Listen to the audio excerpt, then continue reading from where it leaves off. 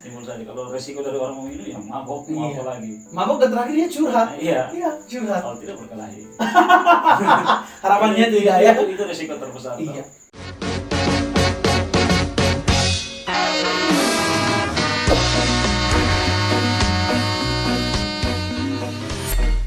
Oh, halo guys, hello everyone, welcome back to the Toto Lari Podcast anak kecil NTT. With me tentunya Dobe Papa, bukan gala-gala. Kesempatan kali ini kami kehadiran tamu anak muda lagi yang pastinya memiliki passion dalam dunia yang dia inginkan sendiri. Seperti kita semua tahu, kita masing-masing memiliki passion. Dengan sangat berbangga hati kami mengundang dengan sukacita yang muda, yang kuat dan tahan lama, Kapeter Warkau. Selamat malam. Malah. Ganteng sekali ya. Terima kasih. Rambut baru. Ya. Iya. Suasana baru. Suasana baru, tapi hatinya tetap sama ya. Ya. Dengan orang yang sama. Tetap. Selamat datang Kak Peter. Terima kasih. Gimana kabarnya? Ya sehat, puji Tuhan. Puji Tuhan sehat ya. Selalu sehat. Aktivitas terakhir lagi ngapain? Hari ini saya habis COD Shopee saja. Bikin mabok ya ini. Oke, Kak Peter, kami mendapat banyak sekali informasi bahwa sekarang dirimu termasuk anak muda yang lagi menjadi trendsetternya dalam membuat Shopee. Gimana pandanganmu? Apa perasaanmu sehingga bisa tercetuslah Shopee curhat yang luar biasa fenomenal di Kabupaten Belu ini? Kalau saya lihat ini kalau orang bisa menganggap sebagai trendsetter artinya ini satu motivasi untuk kita lebih maju lagi, berarti satu langkah ke depan lebih maju. Terus alasan kenapa saya sampai dapat nama Shopee Curhat itu sebenarnya rentetannya panjang. Jadi sebelum saya jualan Shopee itu saya dengan calon istri itu kita jualan makanan dulu, kantor ke kantor jualan makanan. Terus saya rasa kalau kita jualan makanan ini tidak cukup. Akhirnya saya diskusi dengan salah satu senior namanya Kakak Dusmanek, biasa orang panggil Duke. Saya diskusi dengan Kakak Duke, saya bilang Kakak saya butuh ide nih bisnis. Pandemi begini kafe kan tutup. Terus Kakak Duke kasih saran, lu kan bisa bikin minuman, bisa bikin racikan dari alkohol. Kenapa lu tidak buat dalam kemasan botol? Kan ada yang sudah. Saya bilang tapi ada yang sudah Kakak. Intinya lu bikin kemasan yang beda. Intinya kan rebutan pasar dulu, siapa nih yang cepat dapat pasar. Terus saya bingung kan mau cari nama apa nih. Intinya pikir-pikir, saya diskusi dengan Lydia, dia bilang sudah Shopee Curhat. Karena muncul dari kebiasaan kalau orang-orang dari kita mau di pesta mau saja. Kalau sudah mabuk bawaan curhat. Buka air berkelahi. Lalu baik polisi KR ya.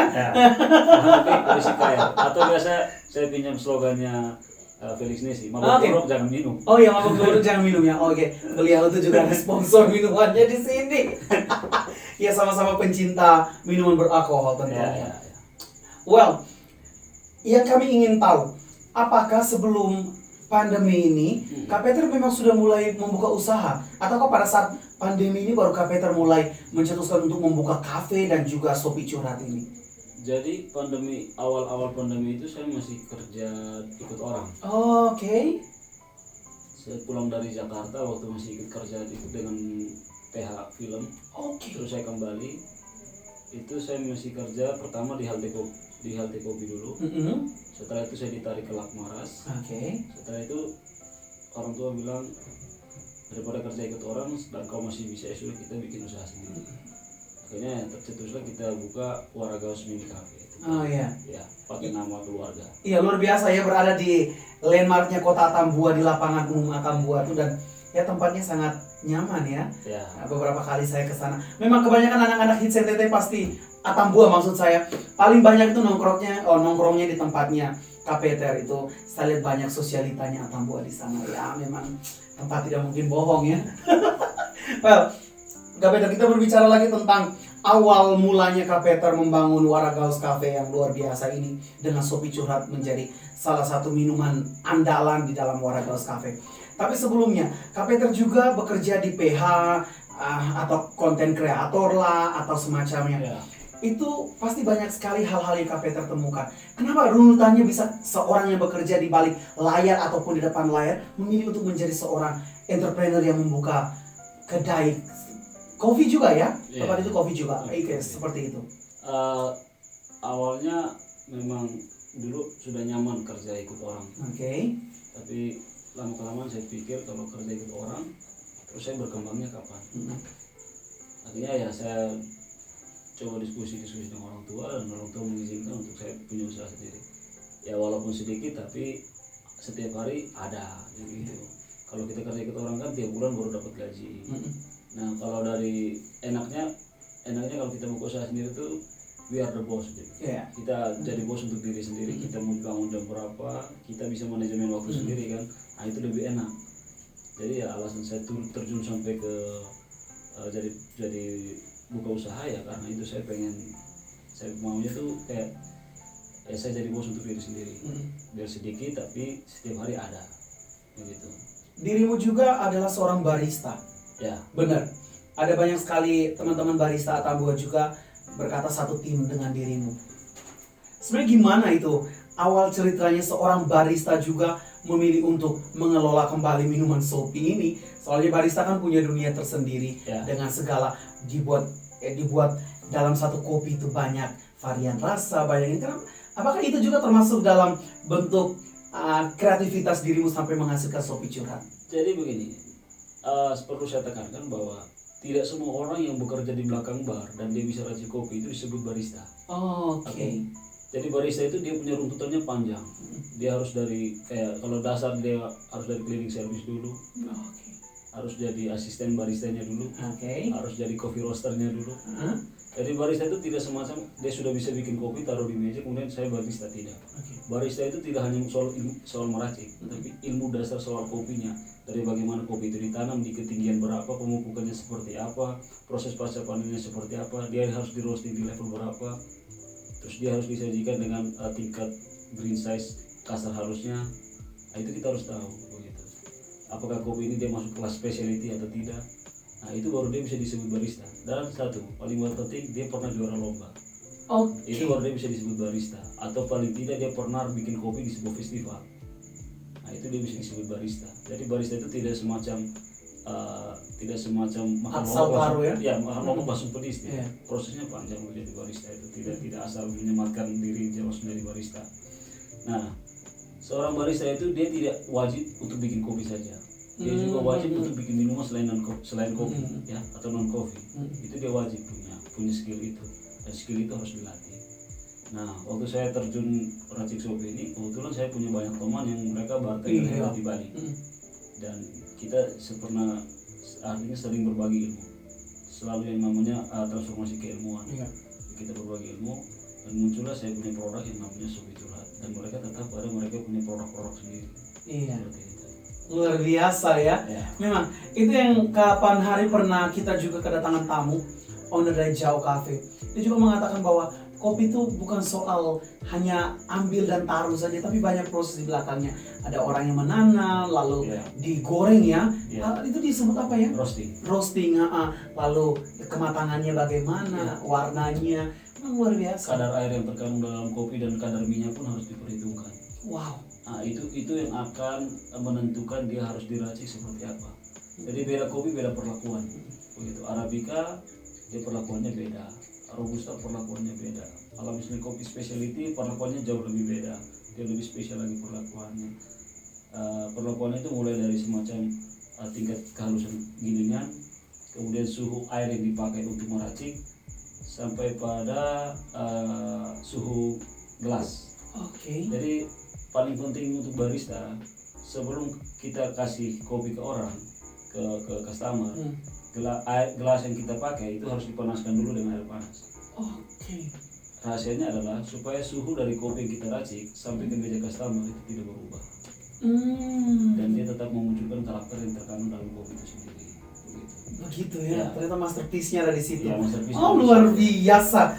Ini termasuk pembelajaran juga ya. Luar biasa. Kak Peter sendiri kita tahu dari background pendidikan memilih hubungan internasional. Ya. Jadi kita sangat mengerti itu, di belakangnya itu pasti memiliki view, knowledge yang banyak tentang dunia luar. Ya, saya yakin karena hal itu juga makanya dirimu bisa menjadi seorang, ya kita bisa bilang bartender juga ya untuk sekarang. Ya, beberapa teman setuju dengan itu. Iya. Beberapa teman yang artinya bartender setuju dengan itu.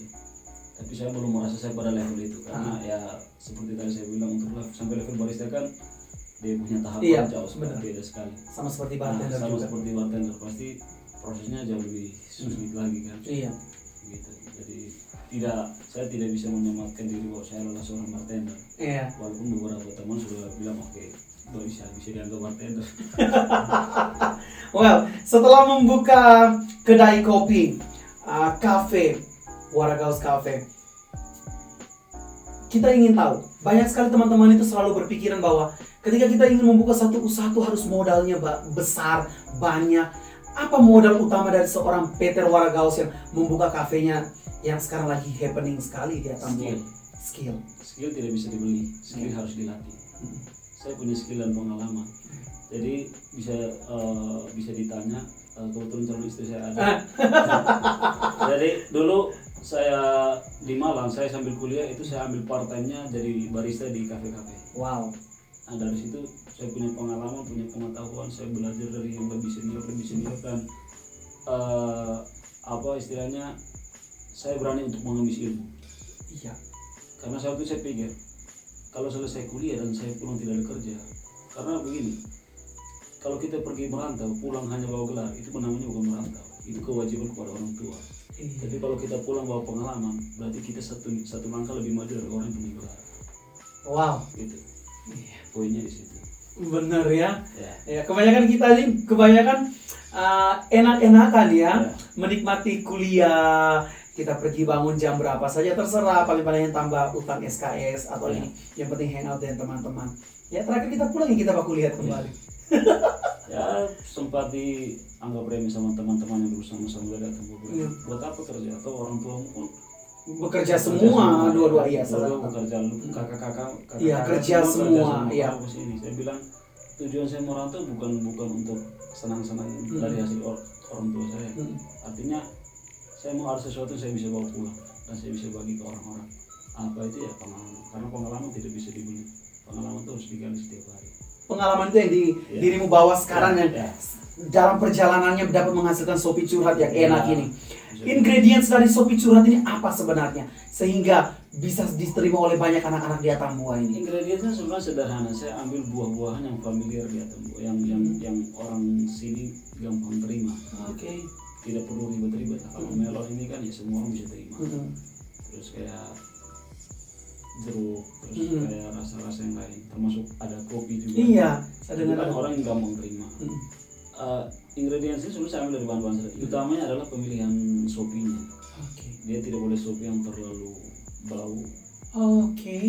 Kan ada beberapa sopi yang dia kandung bau lontar terlalu kuat. Nah itu yang kita antisipasi. Terus kita make sure bahwa sopi yang kita ambil itu tidak mengandung spiritus. Itu saja. Caranya bagaimana? Dirimu bisa tahu itu tanpa ada campuran. Apakah langsung ditester dulu? Ya namanya kita punya pengalaman minum ya. Kita bisa paham. Benar. Ya. Ini mengandung apa? Kita bisa paham. Benar. Langsung tahu ya berapa persen kadar alkoholnya. Kadang ada yang nyala apinya orang lain kan kita bisa tahu. Tapi itu kita tidak, karena takutnya nanti kalau saya bicara di sini takutnya nanti potong orang lain punya rezeki. Iya benar. Jadi kan mereka punya ini saja. Tapi ya hati-hati, hanya untuk teman-teman peminum ya hati-hati kalau pilih sopi. Itu saja. Ada yang sampai meninggal itu? Ya itu kan campuran. Ada yang pakai obat-obat. Ya. Jadi kalau kita mau racik itu mending kalau misalnya kita mau mix itu mending mix yang sehat saja. Maksudnya bahan-bahannya familiar, bahan-bahannya mudah dicerna oleh lambung saja. Jangan yang terlalu ekstrim. Itu kan juga berpengaruh pada kesehatan juga. Benar. Takut hal-hal yang tidak diinginkan terjadi ya.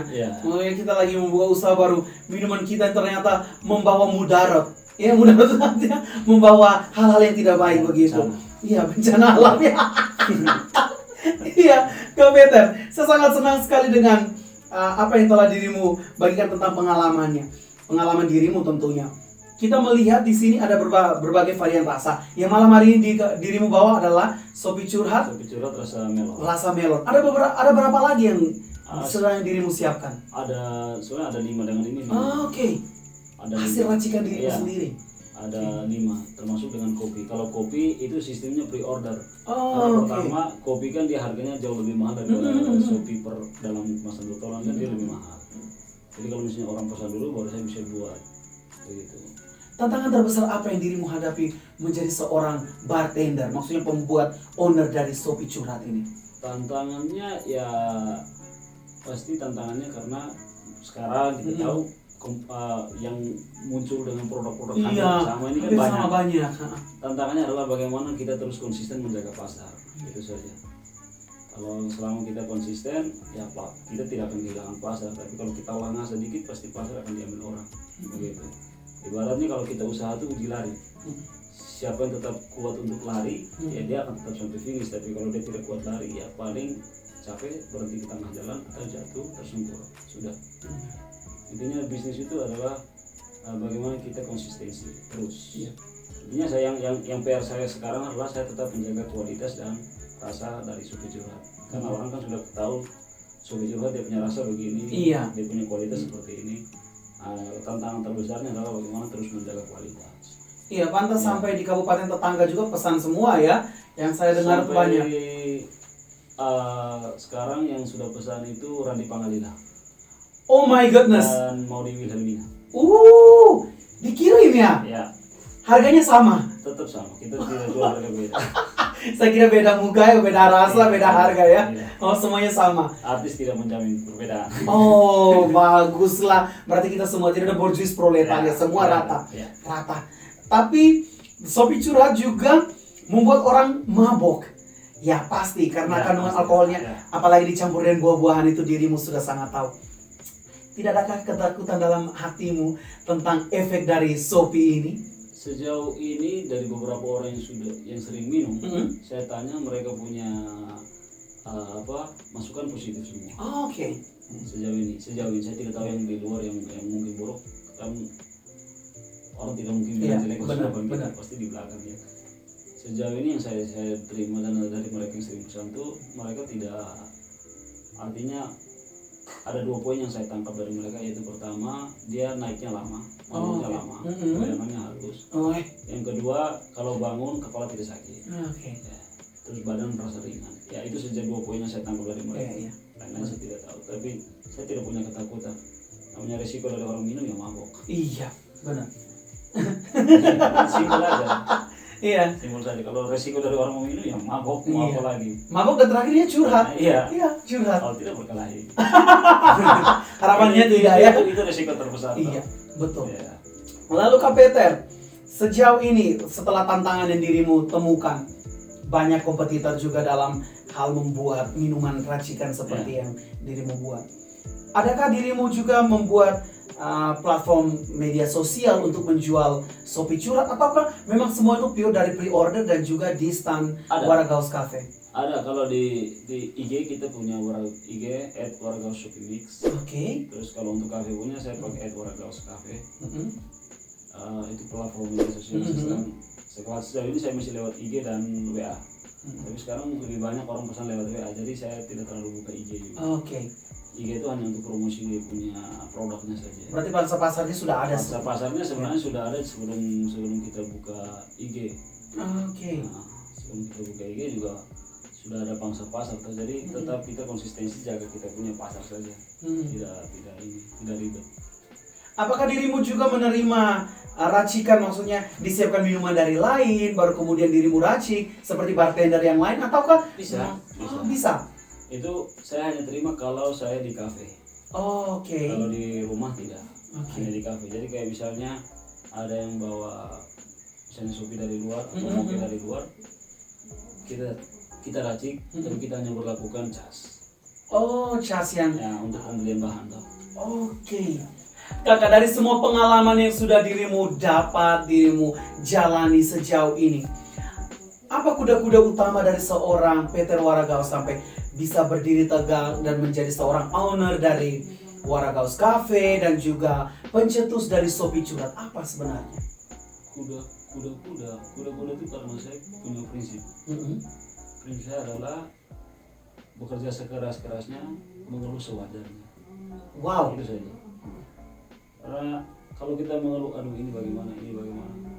Karena kalau orang mengeluh dia tidak temukan solusi. Kalau orang bekerja keras dia akan temukan solusi. Itu saja, simpel. Tidak usah ini.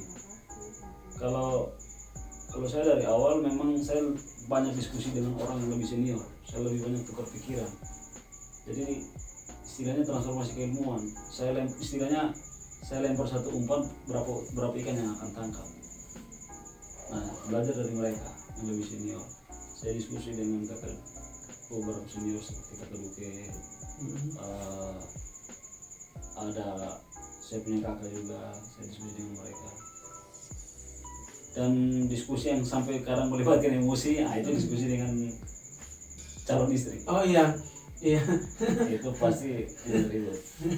Tapi ya ada solusi. Iya. Tapi harus ya kucing dan tikus dulu. Iya.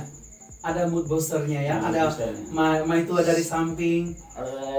Maksudnya saat kita hampir ada momen dimana saya mau menyerahkan, ini sudah tidak bisa lagi. Ya, dia bilang tidak bisa, kita harus maju terus. Sekarang ya, tapi dia punya cara memberi motivasi dengan ya emosi. Ya.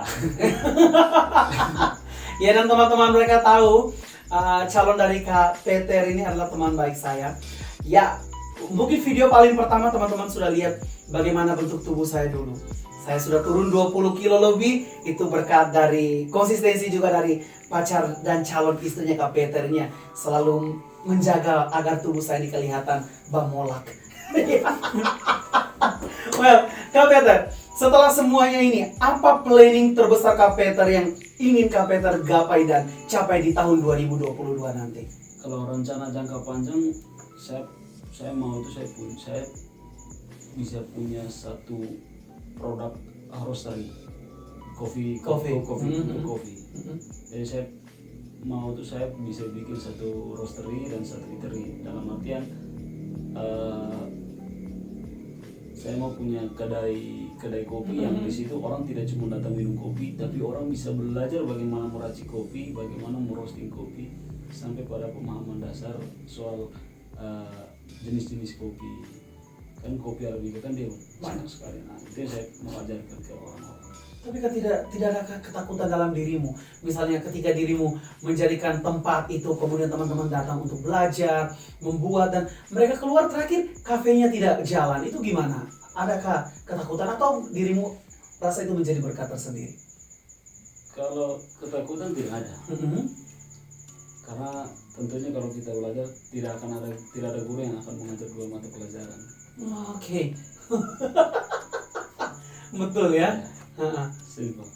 Kalau takut saya tidak rasa takut. Intinya begini, saya lempar umpannya, tapi kayaknya kan masih saya. Wow. Saya bisa tarik, saya bisa ulur. Iya, berarti ada hal-hal tertentu yang tidak mungkin 100% akan dibuang ya? 100% itu tidak. Iya. Tapi dasar pasti kita kasih. Tapi tidak 100%. Tapi itu pasti membutuhkan modal yang cukup besar itu. Ya makanya saya bilang itu akan jadi rencana jangka panjang sambil menabung. Lalu rencana jangka pendek untuk sekarang, apa yang ingin dijalankan? Rencana jangka pendek mungkin saya akan memperbanyak produk untuk Sopi Curhat. Oke. Rencana jangka pendeknya saya akan lebih perbanyak dia punya varian dan dia punya jumlah produksi. Wow. Ya. Dan juga untuk sambil cari moda jaringan untuk saya bisa lempar tidak hanya di Temboa. Kan di Temboa kan sudah ada beberapa yang muncul. Kita harus lempar ke tempat lain. Wow. Teknik marketingnya ya. Teknik marketingnya adalah melebarkan sayap. Kalau kita sayapnya kuncup hanya di tempat, burungnya terbang akan lebih tinggi. Oh my god, that's luar biasa ya. Next questions. Maksudnya apa yang ingin Kak Peter bagi untuk anak-anak Atambua ini? Apa maksudnya Kak Peter ingin share untuk anak-anak Atambua agar setelah kuliah atau selagi kuliah bisa membuat sesuatu yang lebih ada nilai tersendiri dari kehidupan yang sedang kita jalani? Apa itu? Intinya kalau dari saya jangan melihat sesuatu itu dengan kacamata kuda. Kalau kuda kan begitu gini dia lurus saja jalannya. Kita harus berani ambil risiko. Ambil risiko dalam artian kita jangan kemudian ketika kita sudah gagal dengan satu mimpi, kita sudah mengeluh dan sudah putus asa. Tidak. Kita harus, itu makanya saya bilang ke teman-teman yang adik-adik yang masih kuliah, selagi kalau kalian masih di tempat perantauan, lebih baik cari pengalaman. Jangan cuma istilahnya mahasiswa kupu-kupu, kuliah pulang. Dia harus cari pengalaman. Entah pengalamannya mau seperti apa, itu teman-teman punya ini. Intinya adalah selagi masih merantau, sebaiknya cari pengalaman. Begitu. Iya. Sebaiknya cari pengalaman. Karena orang bijak bilang pengalaman adalah guru terbaik. Itu saja. Daripada kita kuliah begitu saya Ya. kuliah hanya kos kampus, pulang ya ketemu dengan circle yang sama saja. Iya.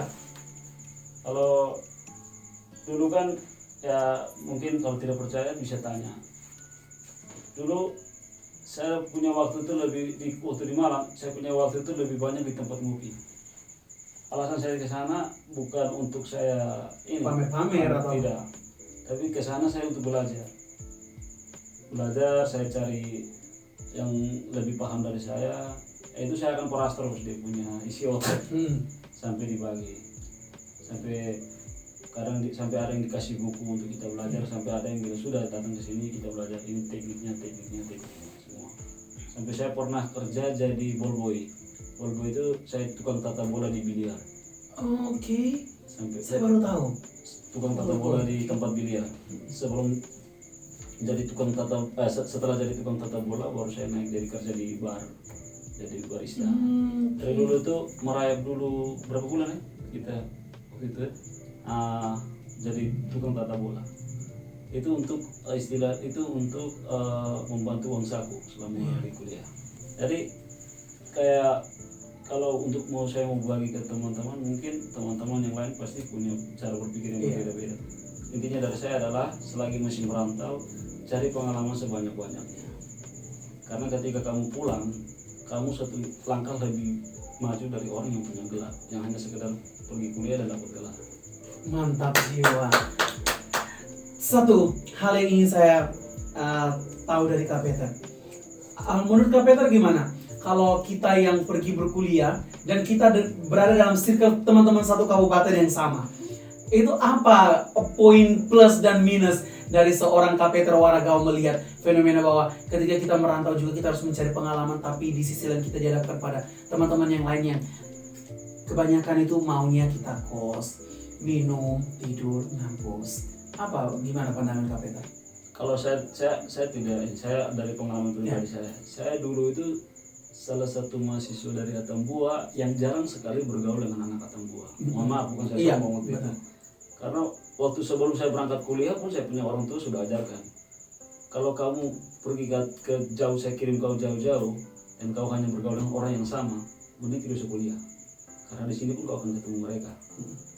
Pergi merantau artinya kau punya piring di sini saya sudah tutup, hidup dan matimu kau sendiri urus. Seperti itu. Jadi waktu itu memang sampai saya bisa bahasa Jawa halus, sampai bisa bahasa Jawa kasar, sampai saya bisa ngomong bahasa Banjar, bahasa Kalimantan.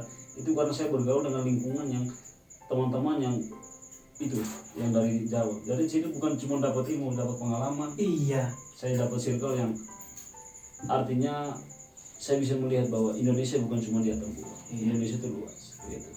Jadi buat aku merantau. Iya. Kalau hanya untuk bergaul dengan circle, ya tidak, memang bukan berarti kita semua kita tidak merantau, kita tetap bergaul. Iya. Tapi tujuan kita merantau datang ke sini bukan untuk baku cari lagi. Iya. Kita harus cari pengalaman yang lain, orang yang lain, lingkungan yang lain untuk kita bisa belajar. Itu baru namanya poin belajar. Belajar itu, ini saya punya orang tua kan kebetulan guru. Bapak mama saya sering bilang, kalau belajar itu bukan cuma kau datang ke sekolah, duduk di kursi, terima ilmu pulang. Belajar itu adalah dari siapa kau bergaul, dengan siapa kau bergaul, dan untuk apa kau bergaul. Itu. Wow. Luar biasa. Mantap jiwa ya. Banyak sekali value yang kita dapatkan pada kesempatan kami berbicara dengan seorang Kak Peter. Memang tidak tidak salah seorang Jo Soekarno juga datang sudah mewawancarai dirimu. Memang dirimu memiliki value yang sangat luar biasa. Sekali lagi terima kasih banyak Kak Peter sudah datang di tempat kami yang kecil mungil, tapi dirimu membawa banyak sekali value buat kami dan juga teman-teman di Atambua. Saya juga terima kasih sudah diundang. Ini undangannya sebenarnya saya paling nantikan dulu. Dulu sebelum diundang yang dari Kak Jo Soekarno yang dari Kosel Auto Podcast, saya berharap kami duluan. Iya. Ternyata sudah disalib kan. Iya. Intinya ilmu yang kita bagi tetap sama. Iya. Pengalaman yang kita bagi tetap sama. Itu saja. Dan pastinya nanti akan saya share dalam grupnya kami dan Kak Jo tuh. Nanti dia akan lihat juga bahwa oh iya ya, memang seorang Peter Waragaon memang sangat luar biasa, incredible person. Thank you so much for coming dan God bless you. Dan semoga nanti kami semua bisa mampir ke kedainya Kak Peter ya. Ya. Saya kan buka dari Selasa sampai Minggu. Oh ini Senin. Mulai jam 5 sore. Okay. Teman-teman mau menikmati kopi asli Flores dan kami punya kampung, mari, monggo, silakan. Kami akan ke sana. Ya. Terima kasih Kak Peter. Sampai jumpa dan salam buat calon istrinya ya. Terima kasih. Semoga sehat sentosa. Ya. Terima kasih banyak. Terima kasih banyak.